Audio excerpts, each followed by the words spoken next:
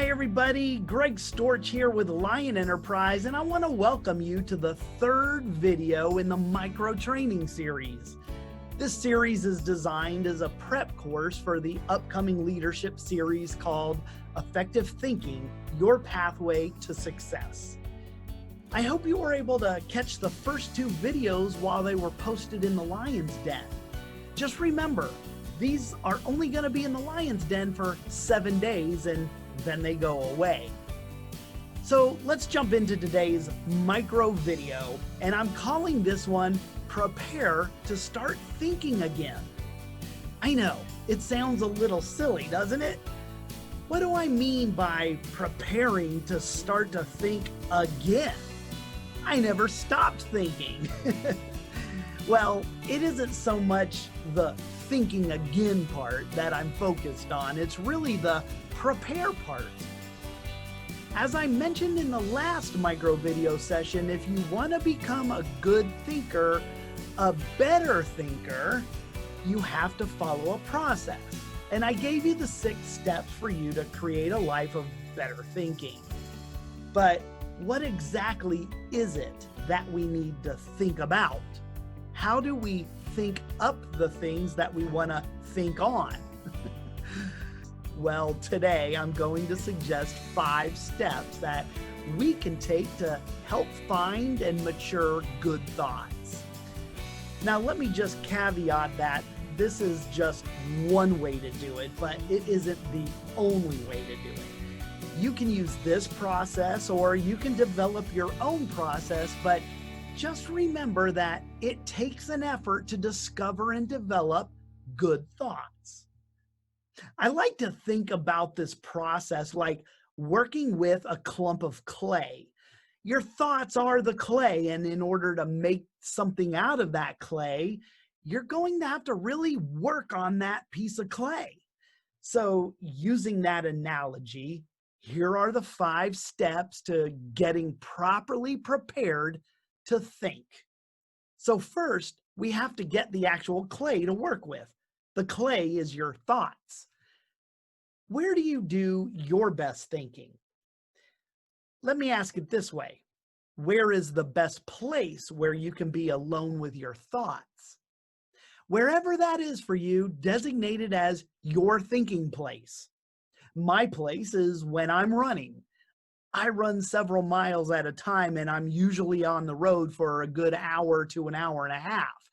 That's my designated thinking place. If you want to frequently generate ideas, first go to your designated thinking place, wherever that is for you. Go there with the intention that you expect to generate good thoughts, and eventually they will start to flow, and you'll eventually have your piece of clay. Remember this, when you find a place for your thoughts will find a place in you. All right, the second step we have to take is we have to mold the clay. We do that by holding a space for molding our thoughts. When clay is being molded, it's being squished and kneaded to loosen it up more, right? Well, you see, thoughts have to mature like wine. They have to be shaped until they have substance. People rarely, if ever, think a fully formed and mature thought that doesn't require further scrutiny, further molding, right? So the key here is to find a spot where you can write your thoughts down so they can be further scrutinized. Think of writing and scrutinizing as molding the clay. Challenge your thoughts and adjust them as needed. In order to gain clarity on anything, it has to be written down first. So here's 3 M's that you can remember. Mold it by moving it from your mind to the memo pad. The shaping process can be a learning experience for us. It sparks our creativity, it generates excitement, it helps us discover our passions, and sometimes it can even provide a little humor for us at times.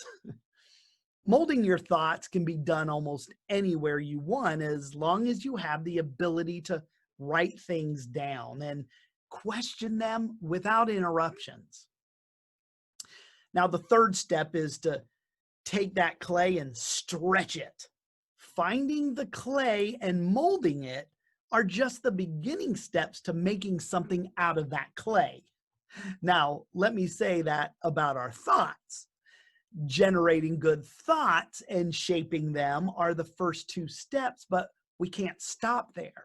If we do, we can miss out on adding and expanding our thoughts and ideas. Sometimes it requires that we add a little more clay to the thing that we're trying to make. So find a place that will allow you to stretch your thoughts, and you can do that by sharing that thought or idea with other people. That helps to expand your thoughts and ideas. Now, I've said this many times, and you've probably heard it before, but it bears repeating here. We go a lot further with others than we do by ourselves. So stretch your thoughts by sharing them. When you do, you begin to find the potential for that thought. In other words, you begin to see the potential of that piece of clay becoming a vase. Now, the fourth thing we need to do is find a place to apply that idea in our thoughts. Who are you going to share that idea of that vase with?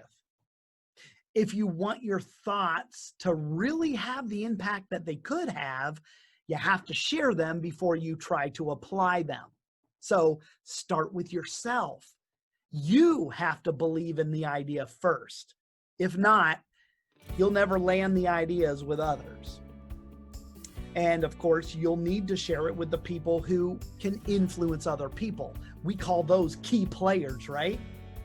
They're the ones who carry thoughts from idea to implementation. Now, the last group you need to land this idea with are the ones that are going to be most affected by the idea when it gets implemented. If it gets implemented. Well, that's where you'll get your greatest feedback. So the last step then is to just let it go. Step number 5, release the idea and take the action needed. Make that vase. There's a Japanese proverb that says in part that vision without action is just a daydream. There's no sense taking time to go through the process of molding and stretching that piece of clay if you can't turn it into something that can be used in real life. When you develop the habit of good thinking and turn it into a lifetime discipline, you'll be much more productive and successful. And who doesn't want that? So grab that piece of clay, mold it, stretch it, scrutinize it, and then turn it into that masterpiece. Finding the right places for you to do those things are surely going to prepare you to start thinking again.